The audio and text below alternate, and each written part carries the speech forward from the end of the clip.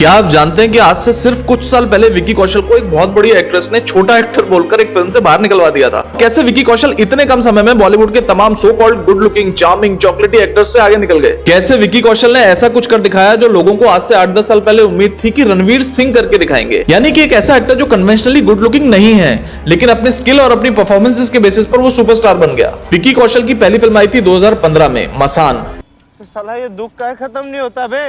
उस समय वो फिल्म ज्यादा नहीं चली, लेकिन आज के दौर में उस फिल्म को एक क्लासिक माना जाता है। मेरे हिसाब से विकी कौशल सीधा उसी फिल्म से मनोज वाजपेयी या नवाजुद्दीन सिद्दीकी जैसे एक्टर्स की लाइन में खड़े हो गए थे। लेकिन इन एक्टर्स के ऊपर उनको एक एडवांटेज भी था। वो एडवांटेज ये था कि इन एक्टर्स की तुलना में उनकी फिजिक बहुत जबरदस्त थी। वो अच्छे लंबे तगड़े थे और आगे आगे उन्होंने अपनी स्ट्रेंथ पर बहुत जबरदस्त काम किया। कई जगह से सुनने में आता है कि पद्मावत फिल्म के बनते समय शाहिद कपूर वाले रोल के लिए संजय लीला बंसाली की पहली पसंद विकी कौशल थे, लेकिन फिल्म की लीड एक्ट्रेस दीपिका पादुकोण ने यह कहते हुए उनके साथ काम करने से मना कर दिया कि वो सिर्फ ए लिस्टर्स के साथ काम करते हैं। एक्चुअली देखा जाए तो विकी के इस फिल्म ना करने का नुकसान पद्मावत फिल्म को भी काफी हुआ। शाहिद कपूर तमाम टैलेंट और तमाम कोशिशों के बावजूद उस रोल में बिल्कुल मिसफिट लग रहे थे। और ऐसा नहीं है कि विकी कौशल फिल्मों में हमेशा सिर्फ larger than life characters play करते हैं। आप उनकी राजी फिल्म देखिए, जिसमें उन्होंने एक जबरदस्त अंडरडॉग कैरेक्टर प्ले किया है। फिल्म में आलिया भट्ट जैसी जबरदस्त लीड एक्ट्रेस होने के बावजूद विकी ने वो किरदार इतनी मासूमियत के साथ प्ले किया कि एक पाकिस्तानी आर्मी का ऑफिसर होते हुए भी आपको उस किरदार के लिए आखिर में दुख होता है, बुरा लगता है कि यार बहुत गलत हो रहा है इसके साथ। इसके अलावा अनुराग कश्यप की मनमर्जिया में भी उनका काम मुझे बहुत जबरदस्त लगा था। और फिर आई उरी द सर्जिकल स्ट्राइक। इस फिल्म ने रातों रात विकी कौशल को मास फिल्म्स का स्टार बना दिया।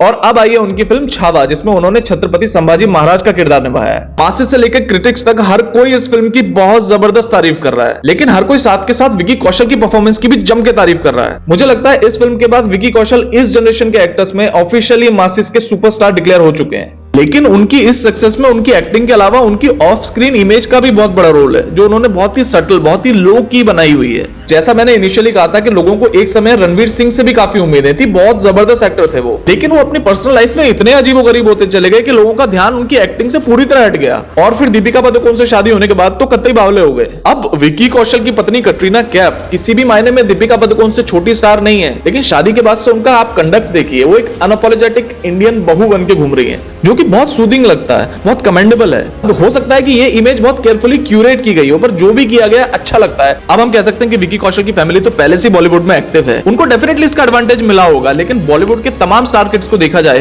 तो उनमें इस जनरेशन में से सिर्फ 2-3 ही ऐसे हैं जो वाकई में अच्छा काम कर रहे हैं, और निश्चित रूप से विकी कौशल उसमें टॉप पर है। तो क्या आपने छावा पिक्चर देखी और विकी कौशल की एक्टिंग आपको कैसी लगती है? उनकी कौन सी पिक्चर आपकी फेवरेट है? जरूर कमेंट करके बताएं।